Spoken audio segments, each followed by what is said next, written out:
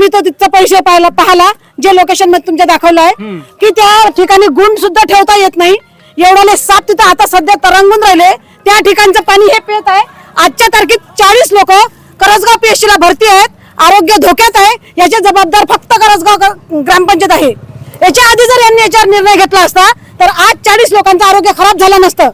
आणि दुसरी गोष्ट, सरपंच मॅडम आणि सचिव याच्या आधी पाहणी करून गेले पण त्याच्यावर अंमलबजावणी झाली नाही.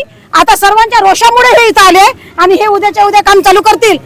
त्याआधी या सर्व इंदिरानगरच्या वार्ड क्रमांक 1 मधल्या प्रत्येक घरी 2-2 बिस्लरीच्या कॅन हे टाकतील, कारण ते पिण्याचे पाणी आहे. आता आम्ही तेच तर बोलून राहिलो ना, तेच तर सांगत आहोत आम्ही जीव तोडून की 40 लोक जर तिथं मृत्युमुखी पडले असते तर यांचं काय झालं असतं. आज सगळ्यांचं आरोग्य धोक्यात आहे. एवढं घाणेरडं पाण्यात ते गुंठून पाणी पित आहेत, गुंठून पियाचं पाणी पित आहेत. मॅडम हा अर्ज ओसी पण यांनी त्या दिवशी लिहून दिलाय, शिक्का मारून दिला. हे बघा, हे यांच्या वशी आहे,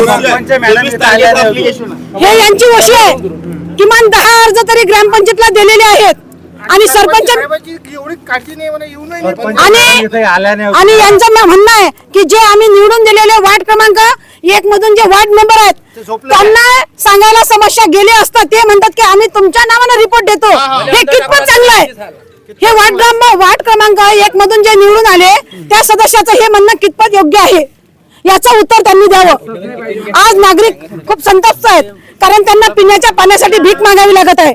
आणि माझं तर असं म्हणणं आहे की जोपर्यंत 1.5 वर्षापर्यंत हे पाणी खराब पित होते त्यांचा कर सुद्धा माफ करायला पाहिजे. 1.5 वर्षापर्यंतचा कर ग्रामपंचायत मध्ये कोणीच भरणार नाही.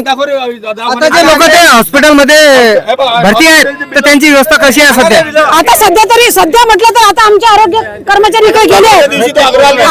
आरोग्य कर्मचारी सुद्धा इथं हजर होते आणि उद्या त्यांनी मला आश्वासन दिलं की आरोग्य कर्मचारी सगळे आम्ही पूर्ण टीम, आशा वर्कर, आरोग्य सेविका, आरोग्य सेवक, इव्हन यमो सुद्धा आम्ही इथं येऊन तपासणी करणार आहोत सगळ्यांची.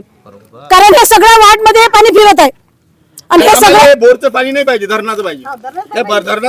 याची समस्या तर सर्वात जास्त चांदूर बाजार तहसीलची करसगाव ग्रामपंचायत आहे आणि सर्वात जास्त इथं प्रॉब्लेम समस्या करसगाव मध्येच आहेत. असं काऊन? समस्याचं काय सांगू बघा, करसगाव मधील जर ग्रामपंचायत मधला जर हा विषय आहे तर एक समस्या नाही साहेब, इथं 10 समस्या आहेत. करसगावच्या सरपंच मॅडम महिला आहेत तरी हे बघा, हे तुम्हाला आखोदेखी दाखवत आहे, प्रूफ आहे हे डायरियाचे लक्षण बघा. आता पाण्यामुळे झालं काय? आता मला सांगा, डायरिया झाला तर उलट्या आणि आगवण लागली होती त्याला. हा डायरिया कशामुळे होते? दूषित पाण्यामुळे होते.